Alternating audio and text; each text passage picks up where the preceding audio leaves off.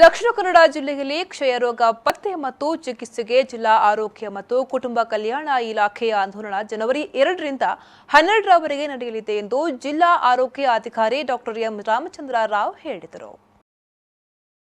ಈ ಕುರಿತು ಮಂಗಳೂರಿನಲ್ಲಿ ನಡೆದ ಸುದ್ದಿಗೋಷ್ಠಿಯಲ್ಲಿ ಮಾತನಾಡಿದ ಅವರು, ಕ್ಷಯರೋಗ ಪತ್ತೆ ಮತ್ತು ಸೂಕ್ತ ಚಿಕಿತ್ಸೆ ಇಂದಿಗೂ ದೊಡ್ಡ ಸವಾಲಾಗಿ ಪರಿಣಮಿಸಿದೆ.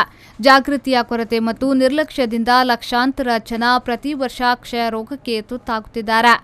ಇದಕ್ಕಾಗಿ ಸಕ್ರಿಯ ಕ್ಷಯರೋಗ ಪತ್ತೆ ಮತ್ತು ಜಾಗೃತಿಗೆ ಆಂದೋಲನವನ್ನು ಹಮ್ಮಿಕೊಳ್ಳಲಾಗಿದೆ ಎಂದು ತಿಳಿಸಿದರು. 2ನೇ ಸುತ್ತಿನ ಆಂದೋಲನದಲ್ಲಿ ಕೊರಗ, ಮಲೆಕುಡಿಯ ಜನಾಂಗ ಸೇರಿದಂತೆ ಆದಿವಾಸಿ ಜನಾಂಗವನ್ನು ಪ್ರಧಾನವಾಗಿಟ್ಟುಕೊಂಡು ಕ್ಷಯರೋಗದಿಂದ ಬಳಲುತ್ತಿರುವ ರೋಗಿಗಳಿರುವ ಪ್ರದೇಶಕ್ಕೆ ಭೇಟಿ ನೀಡಲಿದ್ದಾರೆ. ಇದರಲ್ಲಿ ಎನ್ಜಿಒಗಳು, ಆಶಾ ಕಾರ್ಯಕರ್ತೆಯರು, ಆಸ್ಪತ್ರೆಯ ಶುಶ್ರೂಷಕರು, ಕಿರಿಯ ಆರೋಗ್ಯ ಸಹಾಯಕರು ಸೇರಿ ಒಟ್ಟು 1150 ಆರೋಗ್ಯ ಕಾರ್ಯಕರ್ತರು ಭಾಗವಹಿಸಲಿದ್ದಾರೆ ಎಂದು ತಿಳಿಸಿದರು.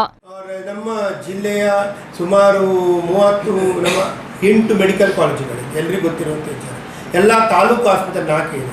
ಹಾಗೆ ಪುತ್ತೂರು, ಬೆಳ್ತಂಗಡಿ, ಬಂಟ್ವಾಳ, ಸುಳ್ಳಿ, ಹಾಗೆ ವೆನ್ಲಾಕ್ ಆಸ್ಪತ್ರೆ ಜಿಲ್ಲಾ ಆಸ್ಪತ್ರೆ, ಹಾಗೆ ಚೆಸ್ಟ್ ಆ್ಯಂಡ್ TB ಹಾಸ್ಪಿಟಲ್ ಅಂತ ಬಿಟ್ಟು ನೀವು ಕೇಳಿದಿರಿ, ಇಲ್ಲಿ ಮೂಡುಶೆಡ್ಡೆ ಇದೆ.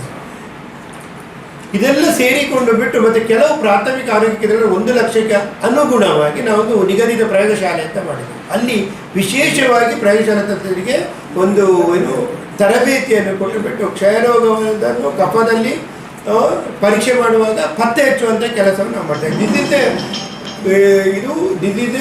ಇದು ಬಹಳಷ್ಟು ವರ್ಷಗಳಿಂದಲೂ ನಡೆದಂಥ ಇದು. ಈಗ 2 ಸ್ಯಾಂಪಲನ್ನು ಅದನ್ನು ನಾವು ಪರಿಷ್ಕೃತ ರಾಷ್ಟ್ರೀಯ ಕ್ಷಯರೋಗ ನಿಯಂತ್ರಣ ಕಾರ್ಯಕ್ರಮ ಬಂದ ನಂತರ ನಾವು 2 ಸ್ಯಾಂಪಲ್ ಅಂದರೆ ಈ ವೇಳೆ ಕ್ಷಯರೋಗ ನಿಯಂತ್ರಣಾಧಿಕಾರಿ ಡಾಕ್ಟರ್ ಬದ್ರುದ್ದೀನ್, ತಾಲೂಕು ಆರೋಗ್ಯಾಧಿಕಾರಿ ನವೀನ್ ಕುಲಾಲ್ ಸೇರಿದಂತೆ ಮತ್ತಿತರರು ಉಪಸ್ಥಿತರಿದ್ದರು.